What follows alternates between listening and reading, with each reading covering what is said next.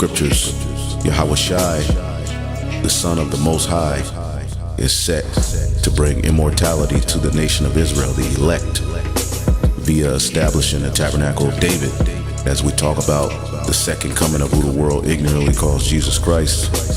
He is coming to take down this current world ruled by Esau, Edom, and establish a righteous kingdom, which is synonymous with the throne of David. That's scriptural, which is a government that's going to run this world in righteousness. Shalom. First and foremost, I want to give all praises to the Heavenly Father, Yahweh Bahasham, Yahweh Shai Bahasham, Rachahakwadash. Double honors to the apostles, the bishops, and the elders at Great Millstone who rule well. Peace and salutations, as always, to the elect. And we're going to go in the news, linking the things that are happening worldwide to the Holy Scriptures, so that the faithful elect and remnant can know that these words that are written in the volume of the book are faithful and true as we embark upon the end of Esau's world, which is the revival of Rome, also known in the Holy Scriptures as Babylon the Great, which is fulfilled in America. All right, and the beast system links it to NATO and the EU, which this reestablishes the power of ancient Western Rome into the very earth that we live in today. And here it is. We have this tweet by Culture Critic where he's spotlighting Elon Musk, who we know to be associated with artificial intelligence, brain C-hips. He was just added to Trump's cabinet to, so say, get the government in order as they're, creating their own dream team. But these are the Edomites, and we know that the ancient, Greco-Roman Empire was ran by Edomites, and that very beast system that started with the Greeks and attained its dominance through the Western Roman Empire, which fell, has been rebirthed into the planet Earth, starting at what we know as the Renaissance, which the word Renaissance means rebirth. Okay, and we always get into the image of the beast, which you still have particular camps, of the opinion that the image of the beast deals with a standstill image of white Jesus, all right, or Serapis Christus, all right, or Caesar Borgia, which the image of the beast goes deeper than just a standstill image. We know that, their philosophies, which is likened unto their wine that has the world drunk. We know that Christianity, that false Christianity, is a part of it, you see, but the image of the beast is deeper than just a standalone image. It's a system. It's a way that has been rebirthed into the planet Earth. And as the scriptures describe, all right, the deadly wound of, that beast would be healed. Now, Elon Musk himself is coming out now saying that America is the new Rome. So this particular poster on X or, Twitter says, if Elon Musk said America is the new Rome, then who is Caesar? All right, which Caesar is a term we see spoken, many times in the scriptures in the New Testament, because what you're going to find out is that when Yahweh Shai and the disciples, all right, the Apostle Paul and so forth were on the scene, it was Rome, or the Western Roman Empire, that was in rulership. As a matter of fact, we'll go right back to this. All you have to do is type it up. All right. Which empire was in control during the time of the life of Yahweh Shai? It says the Roman rule, Roman emperors, Roman presence, Roman contributions, which we can go into the scriptures and show you that, right? And this is interesting that it was this empire that was in rulership when our Lord and Savior was on the scene, all right, and eventually crucified, because that's the very system he's returning to. As a matter of fact, when we get the book of Revelation, the first chapter in the 7th verse, it says, "Behold, he cometh with clouds," speaking of the chariots, "and every eye shall see him, and they also which pierced him, and all the kindreds of the earth shall wail because of him, even so Ammon." Okay, and they also which pierced him goes to this account here in John the 19th chapter. All right, it says, "Then came the soldiers," which soldiers? The Roman soldiers, "and brake the legs of the first and of the other which was crucified with him. But when they came to Yahushua and saw that he was dead already, they brake not his legs. But one of the soldiers bare with a spear." All right. "But one of the soldiers with a spear pierced his side, and forthwith there came out blood and water. And he that saw it bare record, and his record is true. All right. And he knoweth that he saith true, that ye might believe."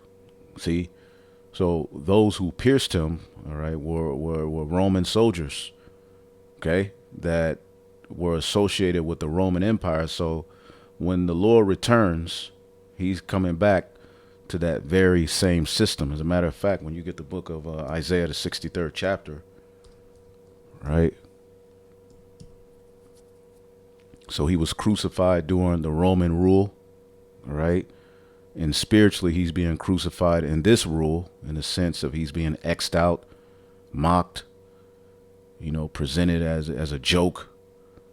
See, so when he returns, he's returning to that very system, because John the Revelator describes that very, Roman or Western Roman Empire being intact when the Lord returns. This is the book of Isaiah 63:1. It says, "Who is this that cometh from Edom with dyed garments from Basra, that is glorious in his apparel, traveling in the greatness of his strength, I that speak in righteous, mighty to save." So Esau, Edom, is associated with the return of the Lord. When the Lord returns, he's coming back to a system that will be ruled by the Edomites, that marks the revival of Rome, as it is written in the book of Daniel, the 7th chapter. See? This is Daniel, the 7th chapter, and the 7th verse, as this chapter gives you the different captivities that the Israelites will be scattered in. All right. In this sense, it will be primarily the Jews, as they went into the Babylonian, the Medo-Persian, then the Greek, and now the Roman captivity, which we're reading about here, Daniel 7:7. "And I saw in the night visions, and behold, a fourth beast, dreadful and terrible and strong exceeding, and it had great iron teeth, and it devoured and brake in pieces, and stamped the residue with the feet of it, and it was diverse from all the beasts that were before it, and it had 10 horns," going into the vassals that align themselves with the Roman Empire to make it a beast system, okay, for the purpose of military, for the purpose of trade, for the purpose of controlling different regions and territories. There were subordinate states or vassals, just like today you have America, and you also have the EU. Okay, they've given their power to the beast system for the purpose of forwarding the new Rome, which is America. Okay, when America goes around the four corners of the earth, bombing, destroying, you best believe that NATO and the EU, are aiding them. But anyway, this is speaking to the Roman Empire. See, when Yahushua came on the scene, it was during the reign of this fourth beast, see, which is the Roman Empire, see. And when you read in this very chapter, okay, this fourth beast, as you read, give me 1 second here. In verse 8, it says, "And I considered the horns, and there came up among them another little horn." See, another little horn.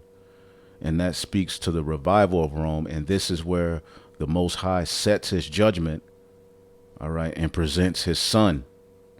See, so the son of the Most High, Yahushua, is going to return to the revival of Rome. See, this is what Daniel foretold. This is what is written in the book of Revelation, the 13th chapter. So when you deal, with this particular tweet, All right. America was founded to be the true successor of ancient Rome. See, the deadly wound being fully healed. All right. Ultimately, as we'll show you, starting at the Renaissance out of Italy, which marked the revival of the Western Roman Empire. From there, you had the Spanish, the French, the British, and out of the British came the 13 colonies, which established the 50 United States. This marked the revival of Rome, and they're now letting it be known. America was founded to be the true successor of the ancient Roman Empire, right?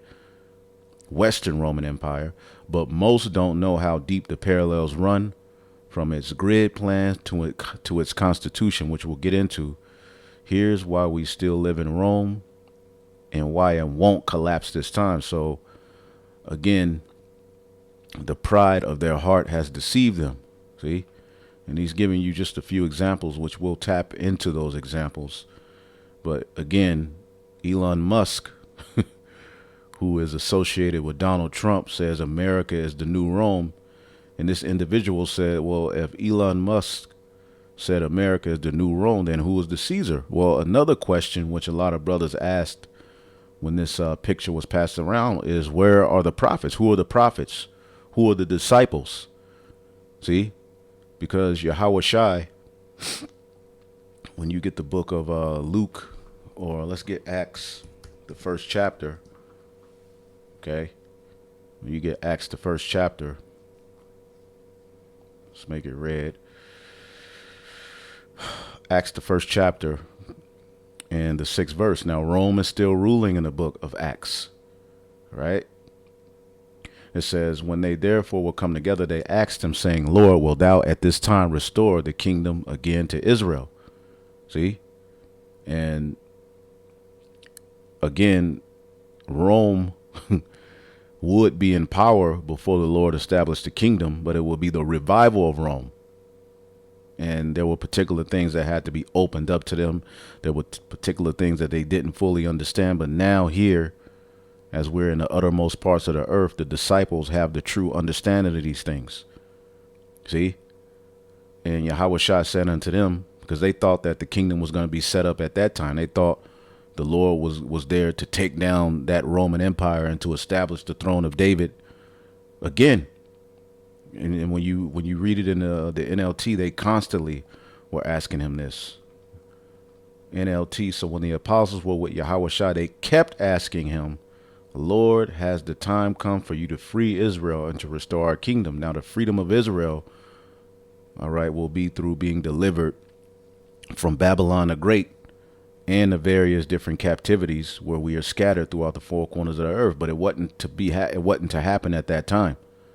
And he said unto them, it is not for you to know the times or the seasons which the Father hath put in his own power, but ye shall receive power after that the Holy Spirit has come upon you, and ye shall be witnesses unto me both in Jerusalem and all Judea and in Samaria, because the circumcision had to be gathered first, and unto the uttermost part of the earth, see, which marks Babylon the Great. But even before then, they will go to the scattered, all right, Israelites in these various different Roman provinces, Greco-Roman provinces. And the word uttermost parts of the earth, eschatos is the Greek word, because they say eschatology. It says extreme, last in time or in place, last in a series of places, last in temporal succession, the last referring to time of space, the uttermost part, the end of the earth, okay, which is the land of the north over here in the northwestern hemisphere, of rank, grade of worth, last, lowest. So the last captivity of the Israelites will be in Babylon the Great, which is why when you get Revelation, the 18th chapter, when Babylon is destroyed, the scriptures say what? Revelation 18 and 20, rejoice over her, thou heaven, and ye holy apostles and prophets, for God hath avenged you on her. So the apostles and prophets are in this new Rome as it has been revived. As a matter of fact, and Babylon is likened unto Rome when you go into it in the scriptures. As a matter of fact,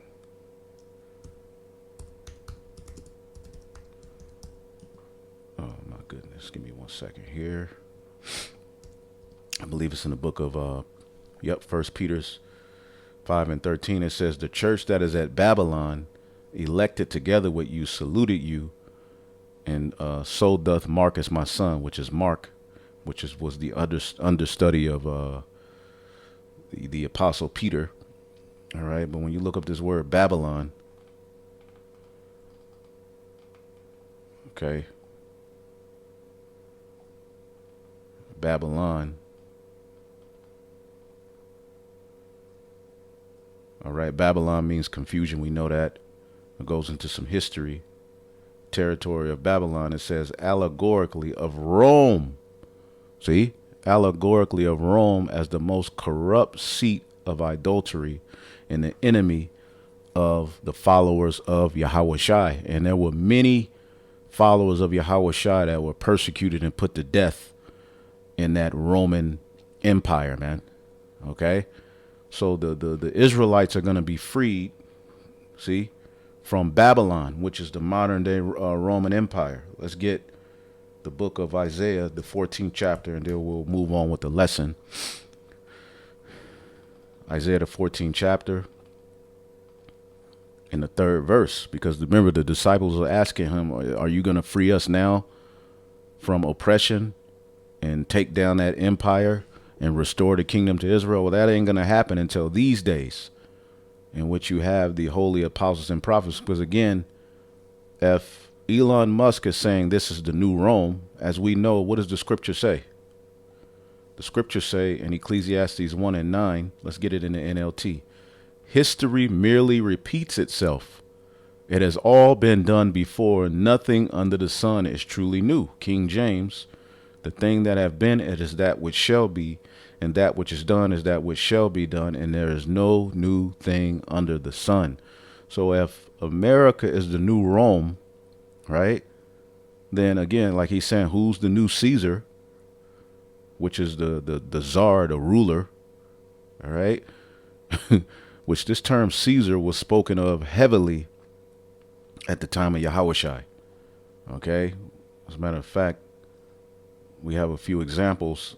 Matthew 22:21, they say unto him, Caesar's.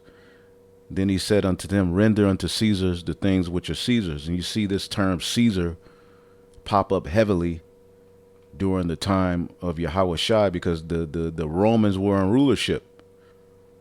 Okay, let's look up this word Caesar in the Greek. It's where you get the term Kaiser. That's where you get the term czar. See? It says severed, the surname of Julius Caesar, which adopted by Octavius Augustus and his successors afterwards, became a title. It was appropriated by the Roman emperors as a part of their title. Okay? So there were many Caesars, but Julius Caesar, okay, which was the people's person. They loved Caesar. He ate and broke bread with his soldiers. When you go into his history, he was a cool ruler, although he was an Edomite. But you can go into that history. But again, it says it's of Latin origin, which Latin is written on the back of our dollar bill, Novus Ordo Seclorum, New World Order, which Elon Musk is boasting in that. See? Why is Latin on the back of the dollar bill? Because we are in the Roman Empire all over again, and you have those Caesars who are back. You have the image of the beast, which has been reborn into the earth, right? Which means you also are going to have the disciples, which were promised to receive the Holy Spirit in the new Babylon, in the new Rome. See? And that's what's happened here. See? So when we go back, let's get the book of Revelation, the 13th chapter and the 14th verse.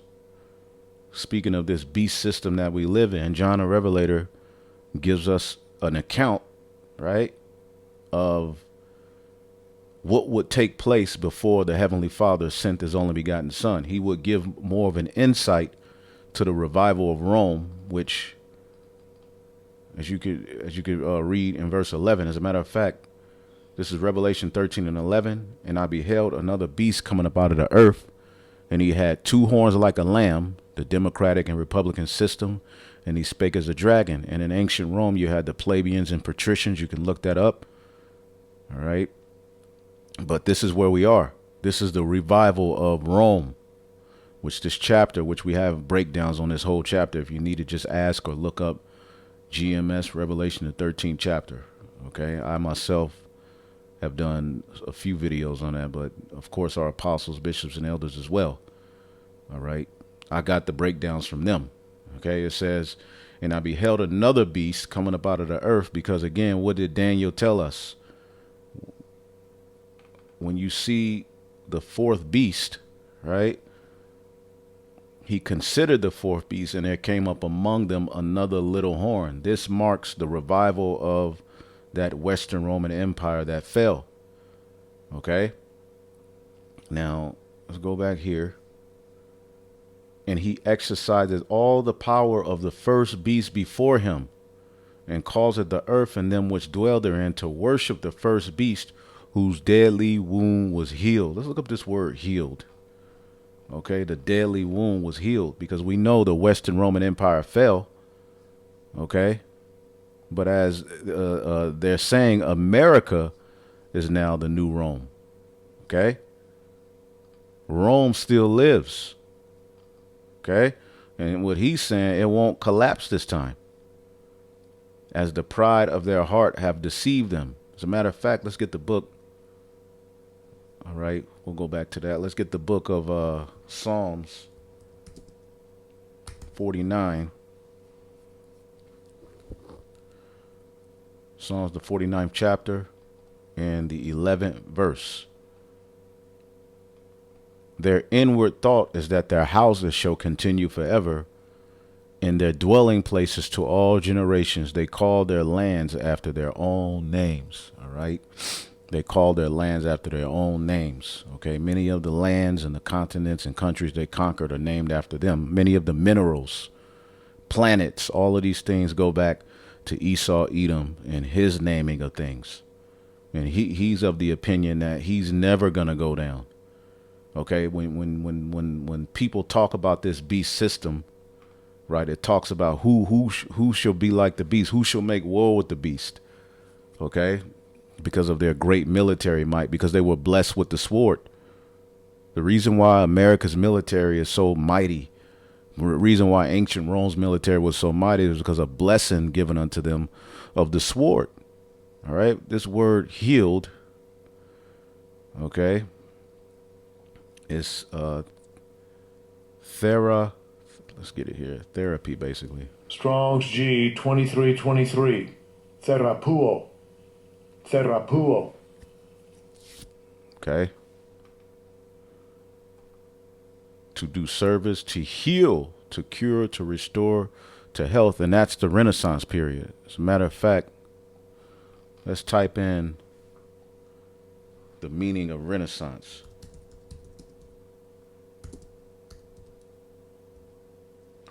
Meaning of Renaissance. Okay. The revival of art and literature under influence of classical models. And what is classical? It's dealing with ancient Rome. Okay. The classics. All right. Relating to ancient Greek, because it was the Greco-Roman Empire. All right. Ancient Greek or Latin literature. That's Rome. Okay. Ancient Greek, Grecian, Hellenistic, Latin, ancient Roman. Okay, so the revival of art and literature under influence of Greco-Roman models in the 14th and 16th centuries. Okay, that's when the deadly wound was healed. The culture and style of architect developed during the Renaissance. And it was more than, all right, art and architecture. It was a way, as a mindset, okay, a way of governing. Everything that we are currently witnessing all ties back to the ancient Roman Empire, man. Okay, so let's go back here. All right. The deadly wound was restored to health. through the Renaissance period, which led to what we know today as Babylon the Great, NATO, and the EU. And when you look up an EU map, okay, it is this very same territory of the ancient Roman Empire. Look it up. Okay, we can't spoon feed you everything. Look it up yourself. All right. So this beast, which is speaking of Babylon the Great, the final ruler, the final rule of this beast system, okay, exercised all the power of the first beast before him. All right, which goes back to the ancient Greco-Roman Empire. It started with the Greeks, but they got their dominance under the Romans, and caused the earth and them which dwell therein to worship the first beast, whose deadly wound was healed. See, whose deadly wound was healed. Okay, and that deadly wound points to the fall of the Western Roman Empire, which we'll get some of that history. All right, and he doeth great wonders, so that he maketh fire to come down from heaven on earth in the sight of men. All right, going into, their bombing NATO. Okay, becoming a military might, right, leading to Nagasaki, Hiroshima, and today all they've done is bomb, taking peace from the earth via war. It says, and deceiveth them that dwell on the earth by the means of those miracles which he had power to do. So he's deceiving them that dwell on the earth by miracles via his technology. We always go into that, okay, healing people, through AI. Making the blind to see, the lame to walk, making himself into a savior, all right, and deceiving the people into giving their souls over to this system in which he has his plan, all right, of a charagma, which he had power to do in the sight of the beast, saying to them that dwell on the earth that they should make an image to the beast, which had a wound by a sword and did live, making you to bow to the ancient Roman authority via today's world. And that's what they're doing. They've reestablished Rome. Right.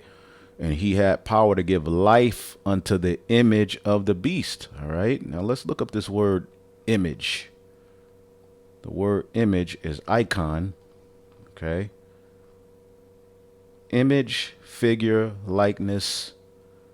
All right. Use of moral likeness, of renewed men to God. Moral likeness. See?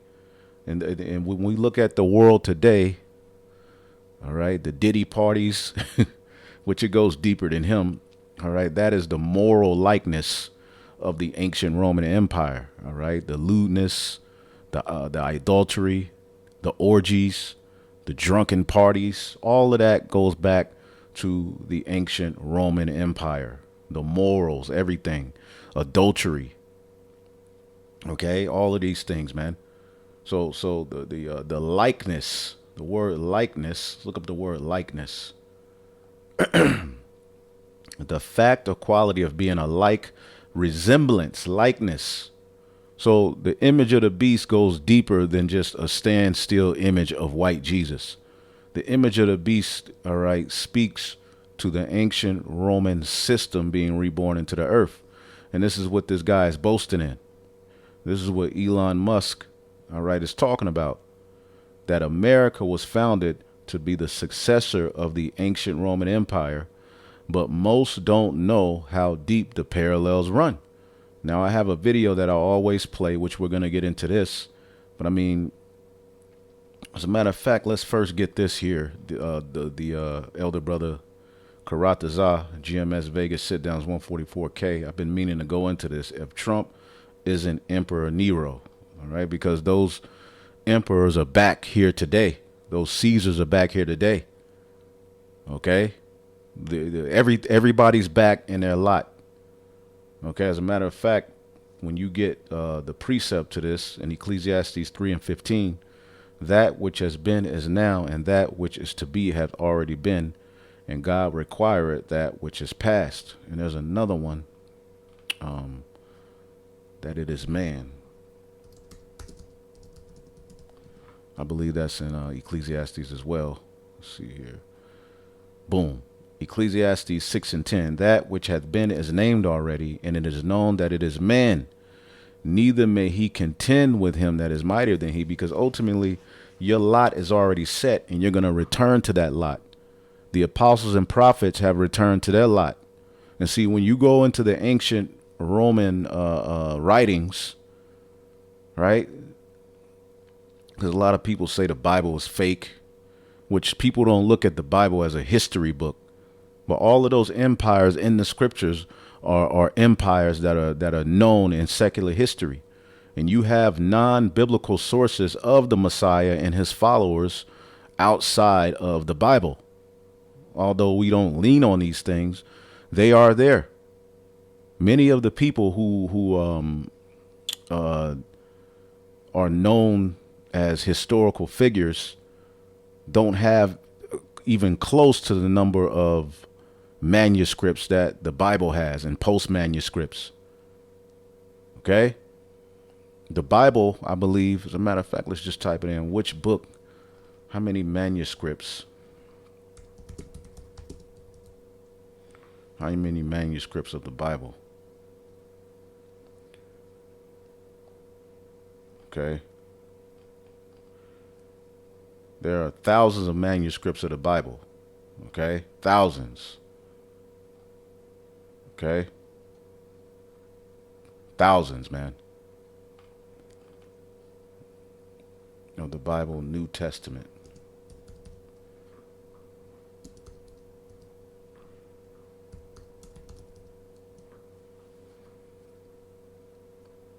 All right. And there's more when you look it up. Again, this is AI, and we just look these things up, but there's a lot of manuscripts of the Bible. Now, let's look at how many manuscripts of Alexander the Great.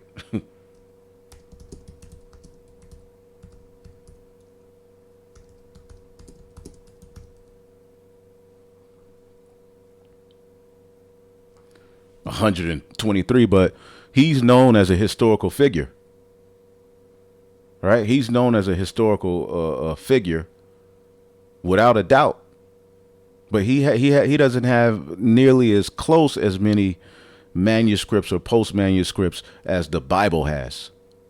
Okay, and what is a manuscript?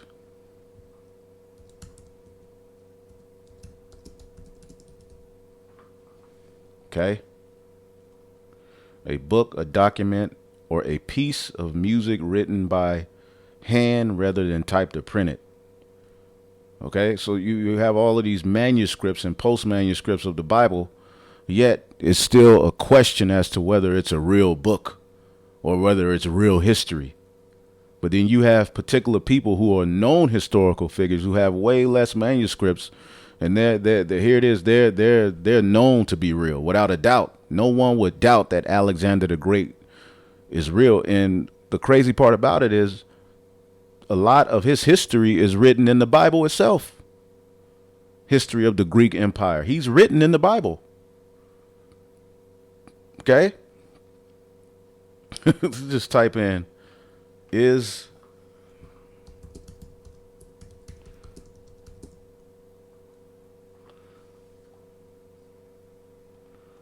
yeah, I mean, AI is telling he's real, but I mean, history itself, when you go into history, people are telling you, he's an actual person. All right.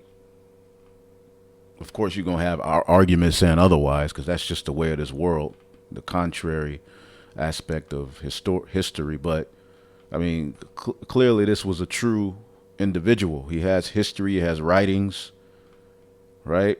And he's written of in the Bible, but yet the Bible itself is questioned.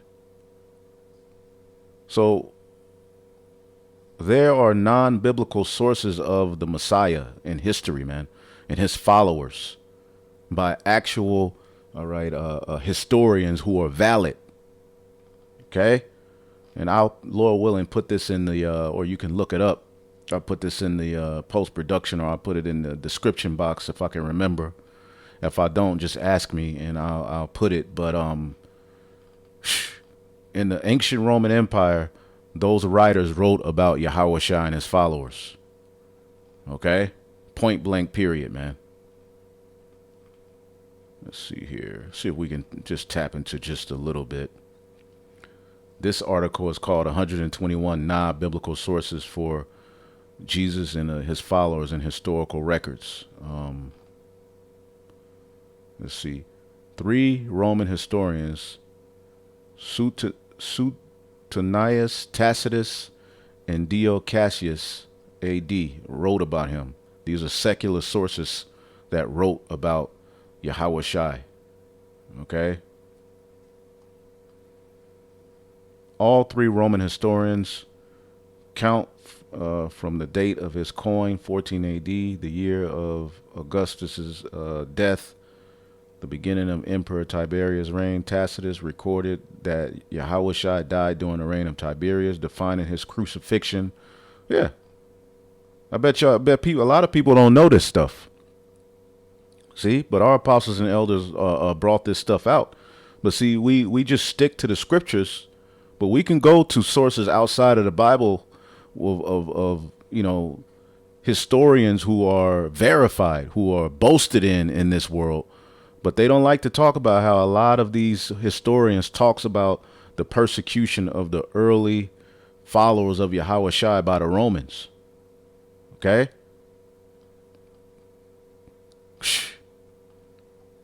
Yep. I mean, you just read it. I mean, they talk about his resurrection. Okay? Let's see here. I mean, it's all kind of information, man. Lord willing, Pliny, I believe Pliny the Younger. Yep, Pliny the Younger, who was an author, a lawyer in ancient Rome. He described the followers of Yahweh Shai. He noted the presence of Christianity, or the followers of Yahweh Shai, in the world during the first century was so prevalent that many pagan temples had been abandoned. A lot of Jake was leaving those idols, man, leading into the time, of the Apostle Paul and the Gentiles being brought back in. Okay? So, I mean, you can go, I didn't want to go too deep into this, but I mean, it's there. Josephus talks about it. He's a verified historian. Okay, which he talks about Yahweh Shai. Okay, all kind of stuff. Thales. Okay. Thales, a writer of history for the Eastern Mediterranean period of the Trojan War, his works commented on by the scholar Julius Africanus. First century Thales records commentary of the darkness that encompassed Jerusalem during the time when Yahushua was crucified. Okay. And many more. The miracles. Yeah. So there's other history that speak to Yahushua and his followers, man. And this article goes into a long list of that.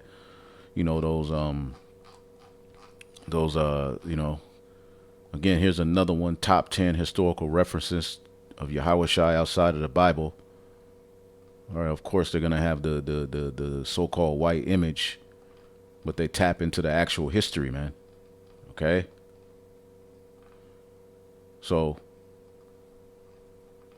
hey, man, the followers of Yahweh Shai were recorded, okay, in ancient Roman writing because they were there and they're here today.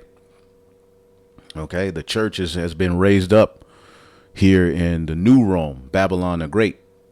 Okay, and then it goes into what they said. Lucian, I remember reading about him before, of Samosata. All right, was a famous Greek satirist who referred to Yahweh Shai in his work. The death of Periene was written sometime after AD 165. In it, he mocks the Christians. All right, the Christians, and again, the disciples were called Christian first in Antioch. Okay, they were called the followers of the Mashiach. Okay, but they were mocked and called followers of Serapis Christians, or Christians as well. It says the Christians, worship a man to this day, the distinguished personage who introduced their novel rites and was crucified on that account. You see, these misguided creatures start with the general conviction that they are immortal for all time. All right, which explains the contempt of death and involuntary self-devotion, which are so common among them, meaning they were willing to die rather than to denounce Yahushua. That's in the writings of these particular historians and writers, man. Okay? This guy, okay? Mara Bar Serapion, all right? His city was destroyed by the Romans who were occupying the land. He himself was taken captive. Yada, yada, yada. All right. In his one of his writings, he says, what else can we say when the wise are forcibly dragged off by tyrants? Because the Roman Empire was persecuting the followers of Yahushua. It says their wisdom is captured by insults and their minds are oppressed without defense. What advantage did the Athenians gain by murdering Socrates, for which they were repaid with famine and pestilence, yada, yada, yada, or the Jews by killing their wise king, because their kingdom was taken away at that very time. All right. And the Jews, the leadership had Yahushua offered up. Okay. But again, Pliny the Younger. Okay.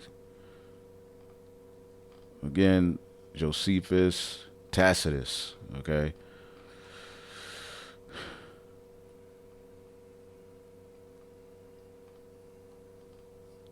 The conclusion is that each of these sources on their own provides limited information regarding the historicity of Yahushua of Nazareth.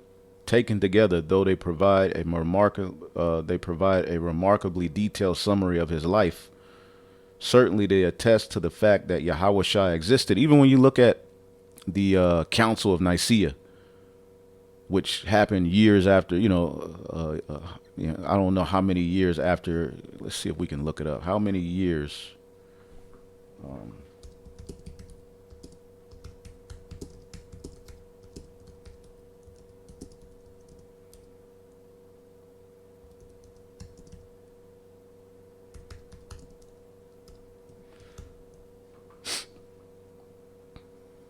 The Council of Nicaea, which was about 325 years after his death. And they even had councils before the Council of Nicaea, but they weren't discussing whether or not he was a real person. They were just discussing his divinity. Okay? His nature. It wasn't the fact that he wasn't real. That was never a question. It was known that he once walked the earth. His history, the history of his followers, it's all recorded in history, but the true history where it's recorded is the Bible. Okay? You even have writers that wrote about things that took place surrounding his resurrection. Okay? So, again, these things are faithful and true. But, again, the empire in which he was born in, who was ruling, was the Greeks. I mean, the Romans. See? And America is Rome all over again. But what I wanted to, we'll get back into that, Salakia.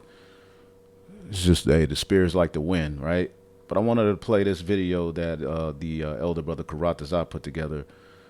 If Trump isn't Nero, again, that which is then is now. Okay? A lot of these characters are back here in these times, man. Just as the disciples are back here in these times. The followers of Yahushua are here. Some of his direct 12, they're here, literally in your face, but you wouldn't know who they are because they're in this flesh, and ultimately things have to be spiritually discerned, man. Our healthcare workers desperately need. Nero fiddled while Rome burned. Trump golfs. And he put, Ecclesiastes 1:9, the thing which has been is that which shall be, and that which is done is that which shall be done. And there is no new thing under the sun. And only the elect can tap into this, the truth as we do. For the rest of you, just keep mocking. The truth will soon hit you in the face.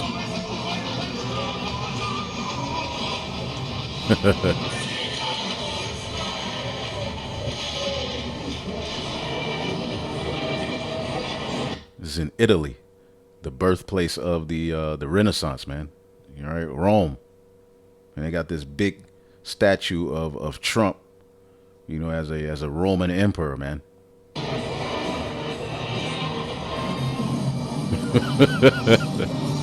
Ew, bugged out.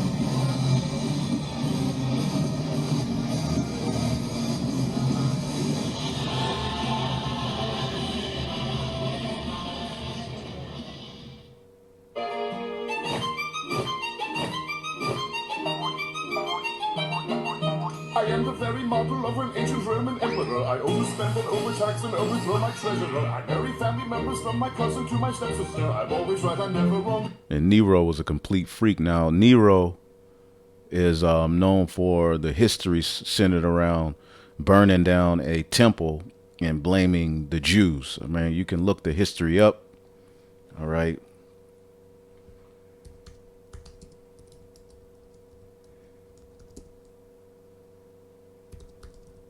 He blamed the Christians, actually. He blamed the followers of Yahweh Shai.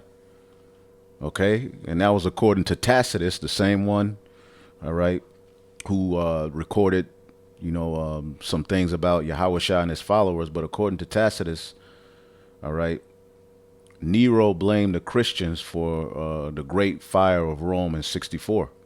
And that led to persecution, which he did it himself. He burned down a region in Rome associated with a temple to Jupiter. Okay.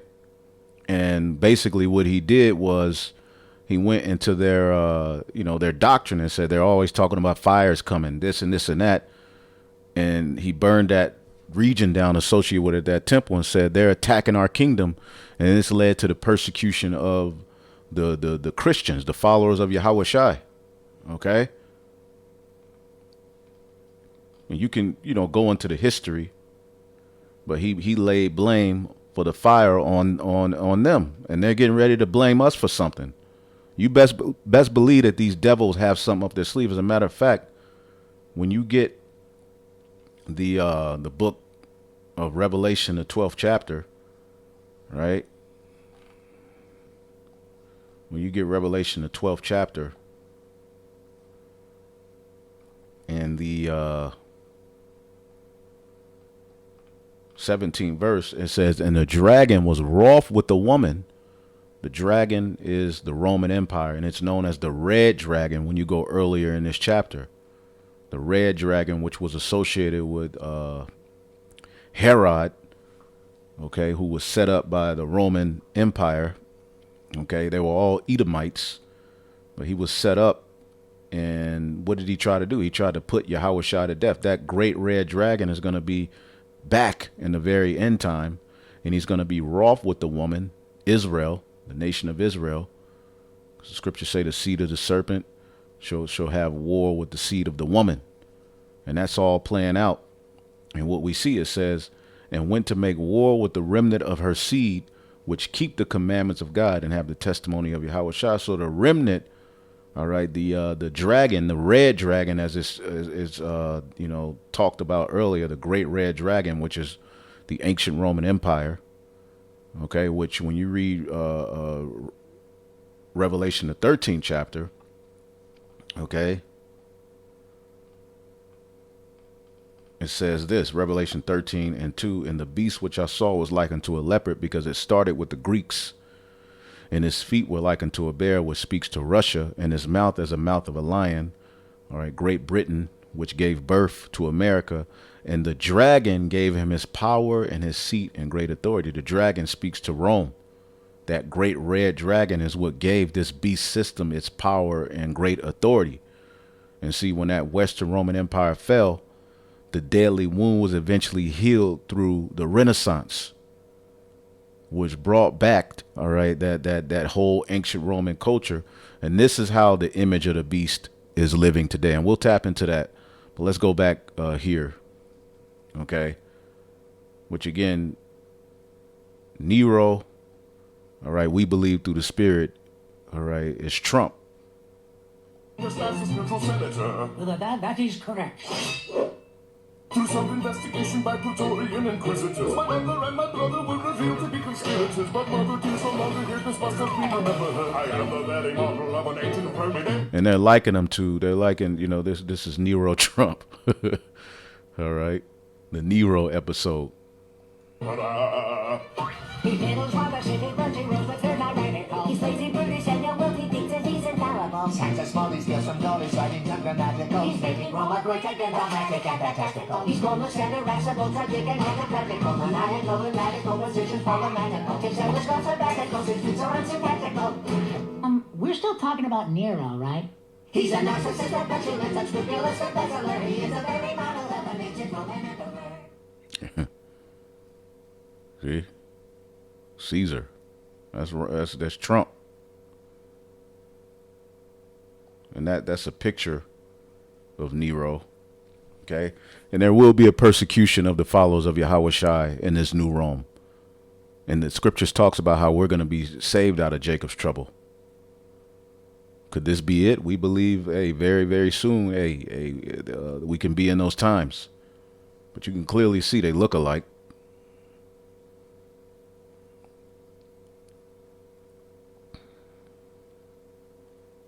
Nero, Donald Trump.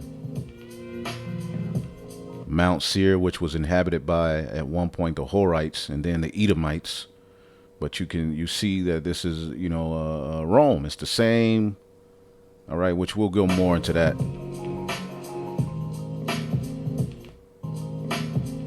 Mount Seir. All right, Greece, Rome, Spain, the beast system, the UK. Okay, it's the same building structure.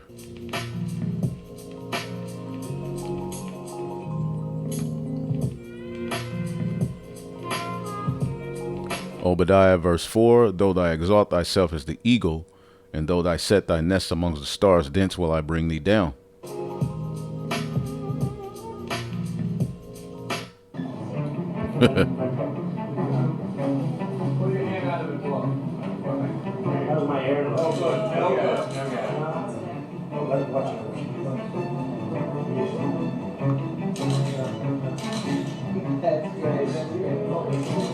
See that?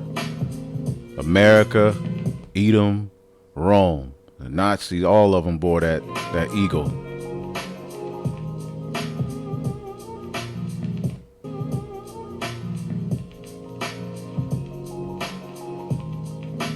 Yep, 2 Esdras 12 and 10. And he said unto me, this is the interpretation of the vision. The eagle whom thou sawest come from the sea is the kingdom which was seen in the vision of thy brother Daniel, the Roman Empire. Okay? And you could watch this video. And history ties, all right, Rome to Edom, Rome. See if AI gives you that history. Edom, Rome. In rabbinic literature, Esau, also known as Edom, is portrayed as the embodiment of Rome, the wicked empire. See? All right. Esau, the ancestor of Rome. See? There's information out there. All right. You got to pick out the bones in a lot of this stuff. But we know that the Edomites are living today and that Rome has been reestablished into the planet Earth. Before we get this video, which I always get, and this is fair use, fast food goes back to ancient Rome. You can look that up. Okay. When we imagine what it would be like to eat a meal in ancient Rome, we often think of enjoying an elaborate banquet in reclined luxury. But while this might have been common among the upper classes, it doesn't reflect the experiences of the vast majority of Rome's urban plebs. Instead, these individuals would hit up their local fast food joint for a dine-in or take-out experience with friends and family. We have some evidence of this from a variety of archaeological sites, the most exciting of which is the recent find at Pompeii, which shows the fantastically preserved remains of an ancient snack shop. In this video, we will seek to bring the Roman fast food experience to life by rebuilding these establishments, diving into their menus, and taking a seat with their customers. There you go. Fast food goes back to Rome. You can look that up. Social media. Although it wasn't a digital computer, they had their post. That goes back to Rome. All right, I did a video on it. Let's see if it comes up. this particular article, but there's nothing new under the sun. Okay, I did this a year ago. All right, the image of the beast and social media. So when we deal with the image of the beast, it's deeper than just an image of, white Jesus. Okay, Cicero's Web, how social media was born in ancient Rome. All right, you can look that up. All right, you can look at that video. I don't want to go too deep into it, so I wanted to get into that one video. The Frumentari, the FBI of ancient Rome, an image of the beast. Okay, the parallels between America and ancient Rome, and they had their FBI. Okay, but it was called the Frumentari. See if we can get a little bit on that. Okay, that was the FBI of ancient Rome. Again, we are in Rome all over again. And as he said, who's the Caesar? Well, where are the prophets at? If that which is then is now, would not the disciples and prophets have to be here? Okay, the Frumentari were the ancient Roman military and secret police organization used, all right, as an intelligence agency. That's what the FBI is. Okay, but you can look more into that. But I wanted to play this video. All right, America's Rome all over again, the image of the beast. Which I always play this, and we know we have new watchers, so this is something good to show you. Okay, again, let's go back here to Revelation, the 13th chapter. All right, in the 15th verse, and he had power to give life to the image of the beast, that the image should both speak and cause as many as would not worship the beast, that it should be killed. And we showed you all the time that this word killed is a physical death, but also to be separated. And then eventually he's going to cause both small and great, rich and poor, to receive a mark in their right hand or in their foreheads. So this is that very system that John the Revelator saw, but it's associated with the image of the beast, both speaking. Let's look up this word speaking. Because the picture of white Jesus ain't speaking, man. As a matter of fact, when you look at Esau's system, Christianity and white Jesus are the last thing he's talking about. Now, they're trying to have this big surge of the Bible come back, right, under Trump, this fake Christianity.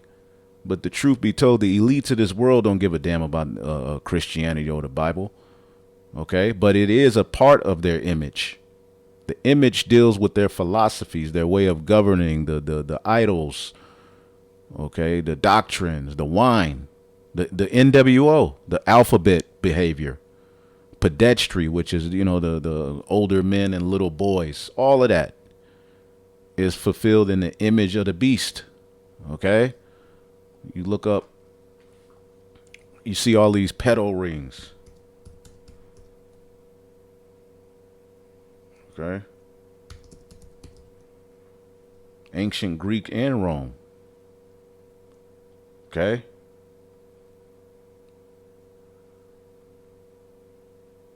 Yeah, pedestry.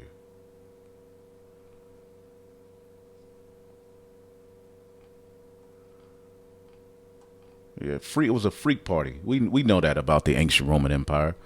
But pedestry,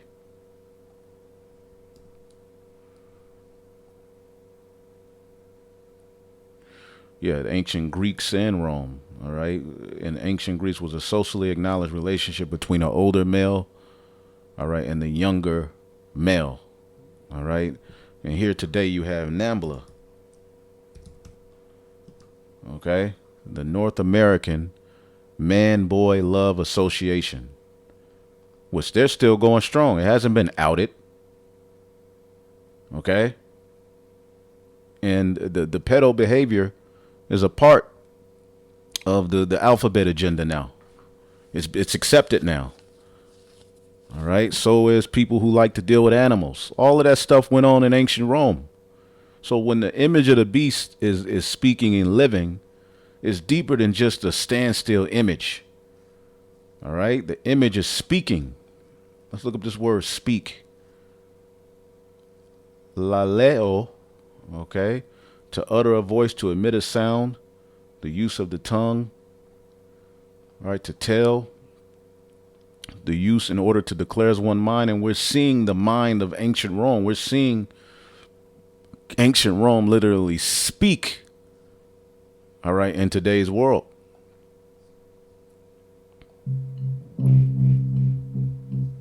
Rome, the eternal city. It was founded over 2,700 years ago by twin brothers Romulus and Remus. For centuries, the people and emperors of Rome ruled the known world. Through war and conquest, they dominated the entire Mediterranean. And the original Rome was founded by the Japhetic people, okay, the Japhites, which were a dark-skinned nation of people, but it was eventually conquered by the Greeks and the Romans, okay. Edomites took over these regions, man, okay. And controlled a territory which spanned 3 continents. It was home to legendary figures like Julius Caesar and Augustus, but also to crazed emperors Nero and Caligula. Rome's history is a violent one. It was a civilization founded on bloodshed and lust, and would eventually destroy itself in the same manner.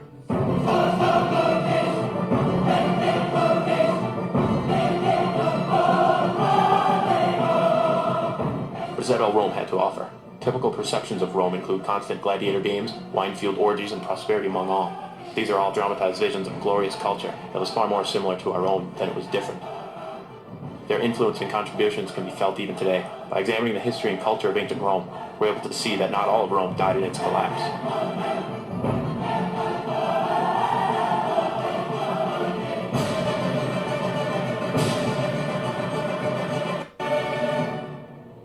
Every day, we're surrounded by common symbols which owe their meaning and lasting appeal to the Romans. For instance, the Great Seal of the United States shows an eagle clutching arrows in one leg and an olive branch in the other. Imagery such as this is usually interpreted as uniquely American. The eagle, however, was not always a symbol for American nationalism. In Roman mythology, the eagle was the companion of the chief god Jupiter, and it was used widely throughout Rome, adorning statues and temples. Its religious associations would have been widely known throughout the Roman world.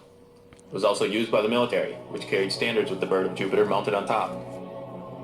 In recent history, others have used the eagle to create a memorable link with the ancient past. Napoleon Bonaparte's Grand Army used it to decorate their standards, banners, and uniforms. It was also incorporated into the emblem of the consulate, after Napoleon declared himself first consul, a title also derived from ancient Rome. During World War II, the Nazis held party rallies and demonstrations while carrying Roman standards which were topped with the eagle. At the same time, fascist dictator Benito Mussolini, who envisioned Italy becoming a new Rome, also used ancient Roman symbols, including the fasces. It was a tool carried by Roman civil servants known as lictors, in order to preserve the peace or hand out punishment. Even the word fascism is derived from the ancient Roman tool. It also appears in numerous forms throughout the United States, representing strength or justice. The olive branch was also used in everyday life by the Romans. Olives were a precious commodity in the ancient world, despite the amount of labor required to produce them. Extending an olive branch to an enemy, therefore, became known as a symbol offering peace, as they could only be grown during peacetime. The olive branch appears on the official seal of the president, which has been in use since 1880, and on the United Nations flag. In the mid-1st century BC, Julius Caesar replaced the old Roman calendar, which had 355 days, with a new one, reorganized with 365 days, with one leap year every 4 years. The renovated Julian calendar is essentially identical to the calendar system used today. Originally, the older style calendar put the beginning of the new year in March, at the start of spring. Julius Caesar had the new year coincide with the 1st of January. Most of the names for the months are derived from the original Roman names as well. January, from Janus, god of doorways and beginnings. February is derived from the Roman festival of Februa. March is the month of Mars, the god of war. April comes from the Roman month Aprilis. May, for the Roman Maya, goddess of spring. June is named after the queen of the gods, Juno. July gets its name from Julius Caesar, who rededicated the month after himself. August was renamed in the same fashion after Augustus, first emperor of Rome. And September, October, November, and December simply mean the 7th, 8th, 9th, and 10th month. Certain religious festivals from ancient Rome were replaced with Christian holidays as paganism declined under alternate names but with similar meaning. A Roman festival known as Lupercalia celebrated fertility and health. It was held February 15th and is the modern equivalent of St. Valentine's Day.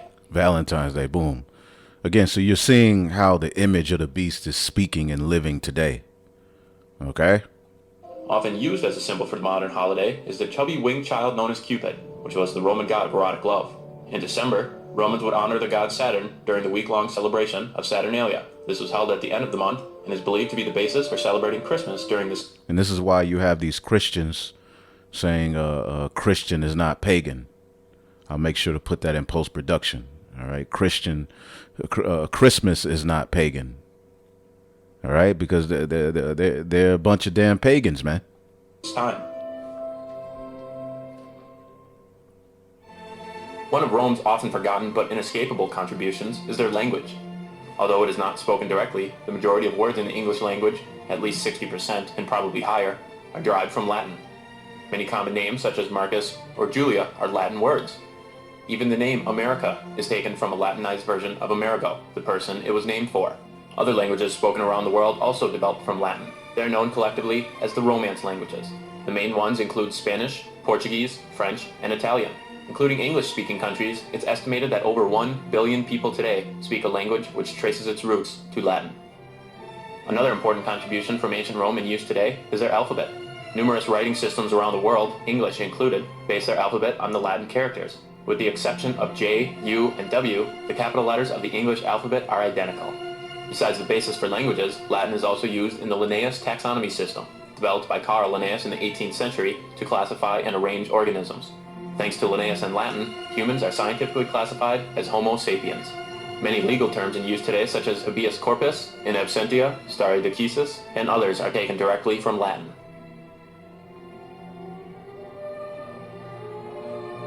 At the heart of Rome was its government. During the Republic era, a code of laws known as the 12 Tables were created, which protected the rights of all citizens. Roman law would eventually spread and become the foundation for numerous law systems throughout the world. Because of the 6th century Emperor Justinian, who collected all works of law and assembled them in a single doctrine, Roman law was preserved until modern day. In one form or another, it was the basis for most of the European law systems until the end of the 18th century, and even the English common law, which helped influence the U.S. Constitution, borrowed from the ancient laws of Rome. Even in America, founding fathers like Thomas Jefferson and John Adams hung on every word of Roman writers like Sallust, Tacitus, and Cicero, considering every character they wrote worth studying. George Washington was considered the Cincinnatus of America for his reluctance to hold power and his patriotism for his country. Because of this, many statues were created with Washington dressed in Roman-style clothing.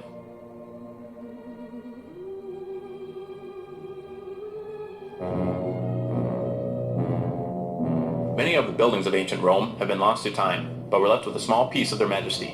One of the most influential pieces we have is the Pantheon, a temple which was dedicated to all the gods. Its design, which is quite different than other temples in the Roman world, due to its square column front and large dome interior, has been replicated in almost every state capitol building in America, including the Capitol in Wisconsin. See that?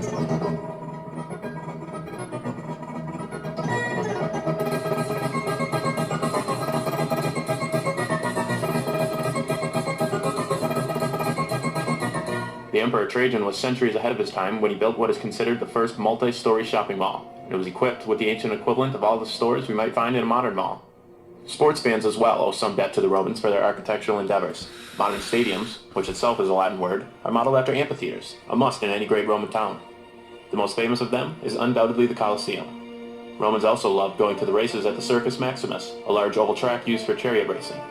The Romans, like audiences today, enjoyed a good spectacle, often betting on their favorite gladiator or charioteer. There were also inventions like the hypocaust system, which circulated warm air through chambers beneath flooring. It was especially useful in bathhouses where heated floors were a necessity. This subfloor heating is similar to a system in homes today, centuries after it was first conceived.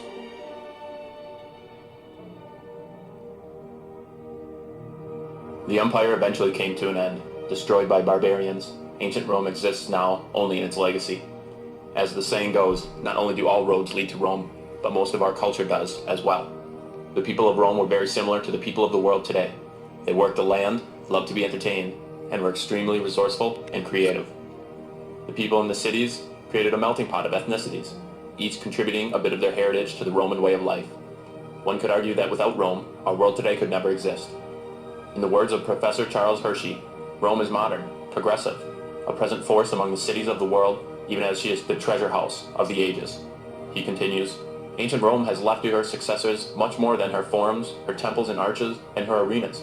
She has bequeathed her civilization, including her laws, her customs, her literature, and her philosophy. They are a part of our civilization today. Exactly. All right. So like the census, you know. All right. The census started with Rome, man.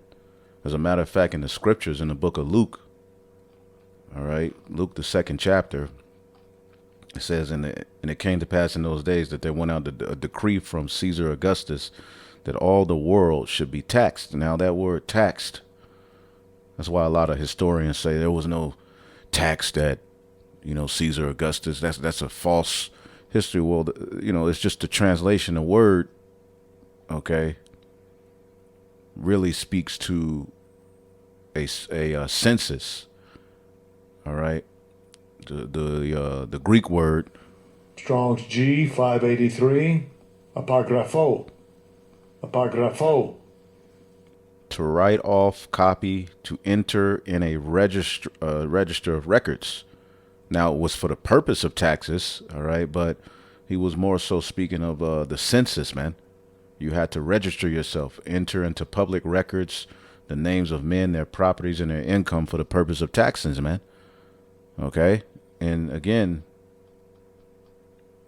okay, there was points in Roman history, all right, where ultimately there were census, man, and that goes back to Rome. That's here today, all right. There's many things that we look at in the world we live in that has its roots in the ancient Roman Empire. As a matter of fact, let's get the book of Malachi, the first chapter.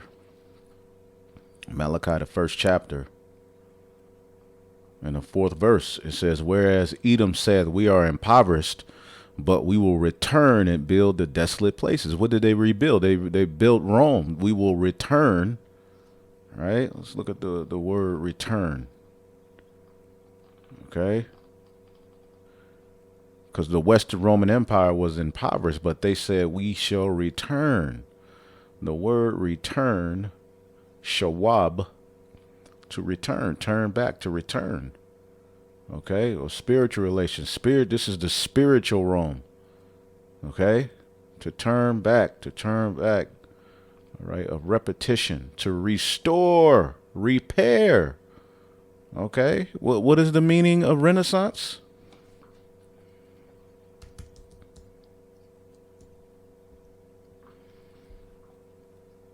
Okay, to the revival. Okay. Renaissance is a French word meaning rebirth. It refers to a period in European civilization marked by a revival of classical learning and wisdom. And we showed you classical goes back to the Greco-Roman Empire. Okay. And not only was there a, the art and technology and, infrastructure, it was medical. All right. You had a medical renaissance.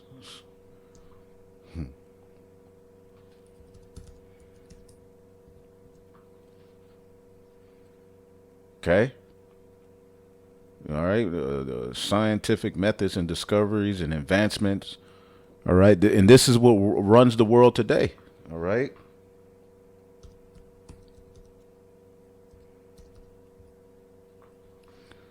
Okay.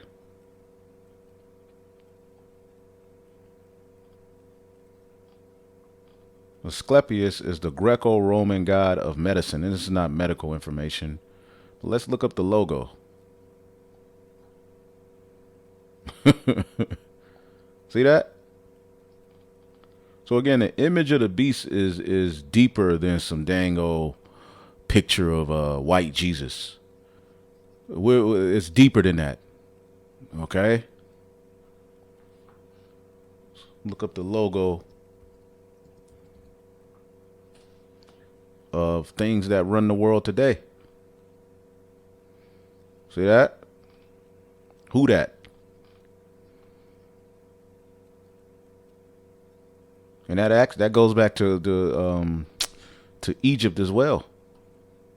Okay, see if we can go back to that Egypt. Boom. The who that features a staff with a snake, also known as the rod of Asclepius. But it also goes back to Egypt. Oh, I forget the name of it.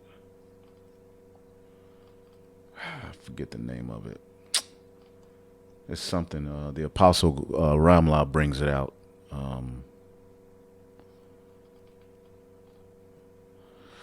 I forget it. It's on the tip of my tongue. Okay.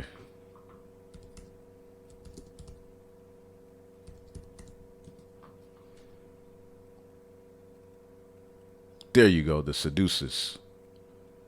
Okay.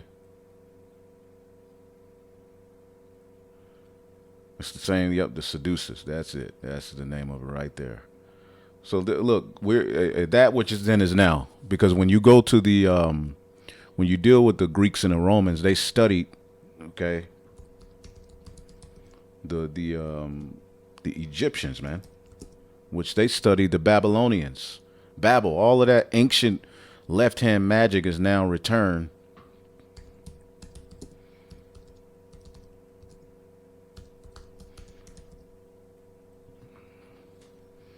It's all back. Yes, the ancient Greeks and Romans extensively studied the Egyptians and considered Egypt a great source of wisdom and knowledge, particularly in areas like mathematics, astronomy, religion, medicine, often incorporating aspects of Egyptian culture into their own societies throughout art. So, again, this is the modern day, all right, Babylon the Great, which speaks to all the mother of all harlots. But let's read this again. Malachi 1:4, whereas Edom saith, we are impoverished, but we will return and build the desolate places. Thus saith the Lord, they shall build, but I will throw down and call them the border of wickedness, the people against the Lord whom the Lord have indignation forever. See that? And that's this new Rome. They've built, but the Lord is going to throw it down, man. Okay? So, I mean, I just wanted to bring out some information. I don't want to make it too much longer. The point was made. We will give all praises to the Heavenly Father, Yahweh, Bahashem, Yahushai, Bahashem, Rachakwadash. Double honors to the apostles, the bishops, and the elders at Great Millstone. Peace and salutations to the elect. Shalom.